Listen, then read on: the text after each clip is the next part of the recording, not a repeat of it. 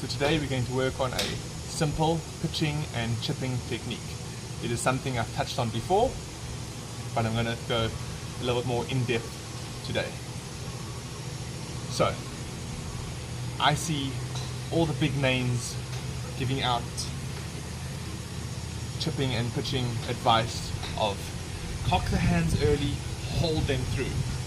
And I see so many people getting it so wrong that it's scary. I used to do this for a long time, and nobody I see is teaching this. Nobody I see is helping with this. What so many people are doing is taking the club back and leading with their hands on the way down. You lead with your hands go down. What happens? You're either going to duff it, or your hands are going to flick at the last second, and you're going to thin it miles over the green. I cannot believe this isn't taught by the big names, isn't shown by them to be a major problem. This is something I see in almost every single person I come across. So, what I want you to do to fix leading with the hands with chipping is to feel like you are releasing it from here. So we do not want the hands to be going like that. All we want to be doing is feel like the hands are releasing from here already.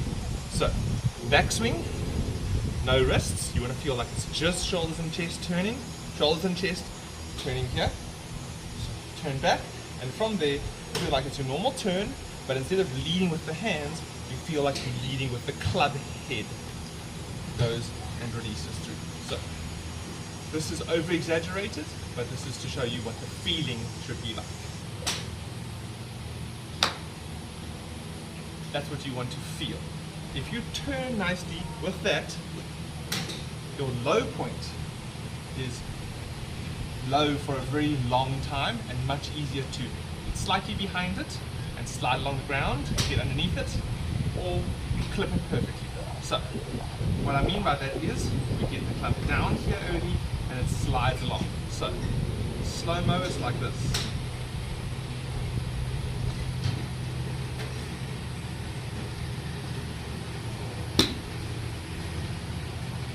All I'm doing is turning back, inside, and from here, club head is leading.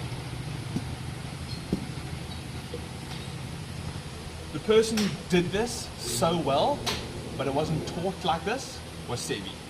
Sevi used to get the bottom of the club onto the ground early and slide it along the ground. So, the only way to do that is to get your hands and club together. If your hands are ahead and you do that on the ground, you just dig. So you want to be using the bounce on the bottom of the club, sliding along the ground. Back, release early, and then all that's going to happen is going to do that. So they get down there, touch, and slide. So, like this. Yes, I didn't hit the ground there, I clipped the ball perfect, but my club would have been millimeters off the ground for quite a long distance, for probably about 1.5 feet. And that helps so much. So, a 50-yard shot would look like this.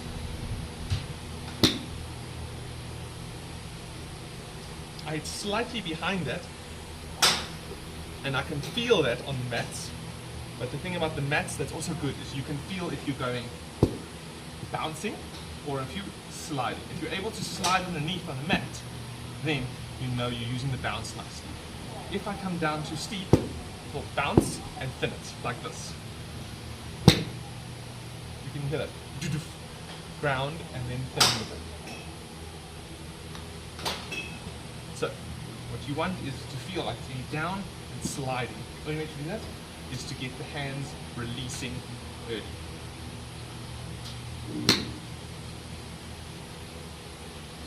And then you can work, then you can fiddle around with this with a very big release to get underneath it in a flop shot, slightly delayed release to get a low one, but the medium height, medium spin is just from the top here, you just let the club head go.